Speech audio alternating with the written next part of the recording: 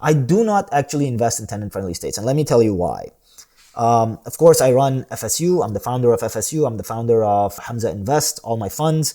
And one question I get asked the most is, Hamza, do you invest in Illinois? No. Do you invest in New York? No. Do you invest in California? No, I do not. And the reason I don't invest in these states is two reasons. Of course, the weather plays a significant role, but also because these are tenant-friendly states. And I've had situations in the past where not me, but other people invested in these tenant-friendly states and have gotten burned because it is really hard to evict people when they don't pay rent. In some cases, it could take 2 years. In some cases, it could take 3 years. I know when the pandemic was here, some people were just like, they had nothing to do. Now remember, when I get paid rent, that rent doesn't go in my pocket. I have to pay investors, I have to pay insurance, I have to pay taxes, I have to pay for maintenance, I have to pay for a new roof. I also have like other expenses that come along. And if I am not able to generate money from my tenant, guess who is not able to pay their mortgage? And their mortgage is not like me.